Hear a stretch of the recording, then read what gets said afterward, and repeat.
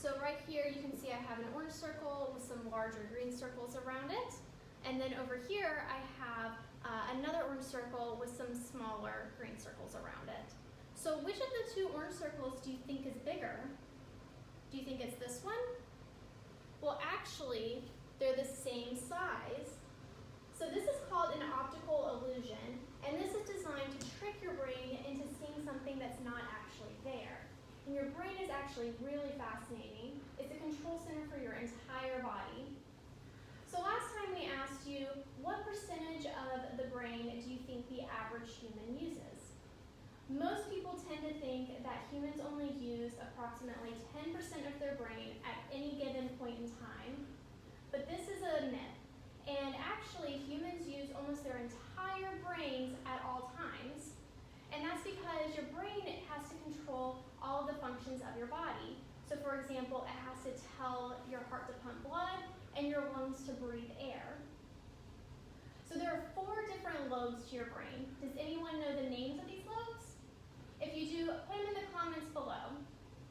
So these are the frontal lobe, the parietal lobe, the occipital lobe, and the temporal lobe. And each of these lobes have a very special function. So first we're going to talk about the frontal lobe, which is right here, right in the front of the brain. And the frontal lobe is thought of as the boss of the brain. It controls your higher level thinking, like problem solving and reasoning. So this helps you solve your crossword puzzles and figure out how much change you need in order to purchase something. It's also involved in your voluntary movements, like walking, running, standing, or picking things up. And it also controls your emotions and your personality. So there have been stories of people who survived very serious brain injuries, but their personalities completely changed. And this is because the damage to their brain is to that frontal lobe. So the next lobe is the parietal lobe, whoops, and it's located right here, right behind the frontal lobe. And this is used in processing sensory information. It takes in cues from your environment and tells you how to react. So if an insect were to sting me on the top of my hand, then I would know that only the top of my hand hurts and not my entire body. It's also important in things like space and navigation. So the next lobe is the occipital lobe, which is right here. And the occipital lobe is primarily used in vision, even though it's in the way back of the brain, far away from where the eyes are. It's also important in reading and determining the distance, size, and depth of objects. And then finally, we have the temporal lobe, which is right here on the side.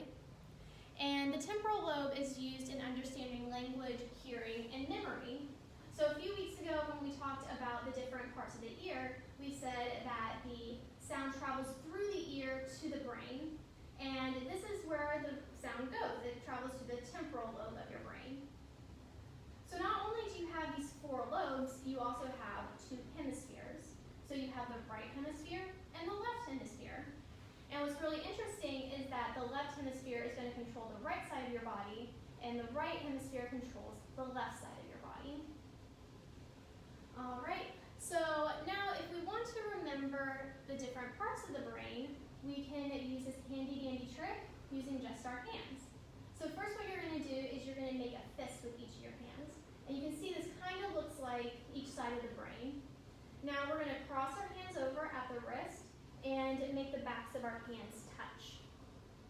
And this will help you remember that the right side of your brain controls the left side of your body, and the left side of your brain controls the right side of your body. So let's start with one side of the brain. So first we have our pinky and our ring finger, and that's going to represent our frontal lobe because that's in the front of the brain. Next we're going to move on to our pointer and our middle fingers. And these are going to represent the parietal lobe, which is right behind the frontal lobe. Now, if we look at our hands from the back, you can see they kind of look a little bit like eyes. And that'll help us remember that the occipital lobe is in the back of the brain. And then finally, our temporal lobe will be represented by our thumbs, which is off to the sides.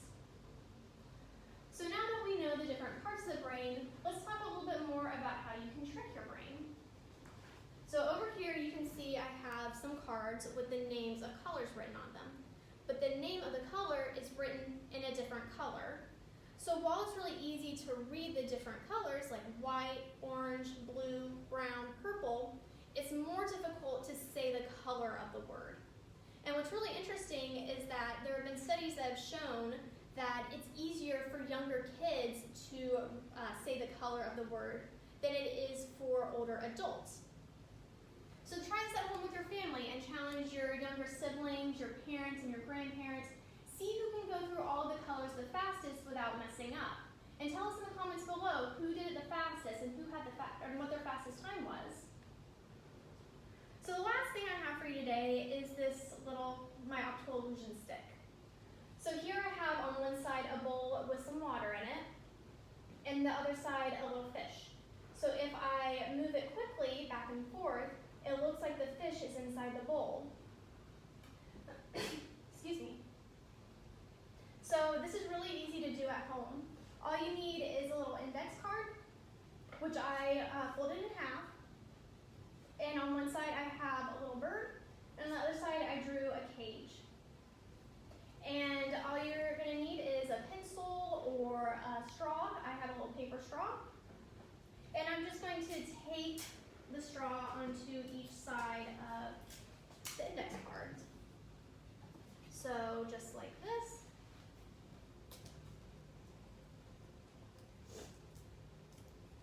Just tape it down so that way it's on both sides.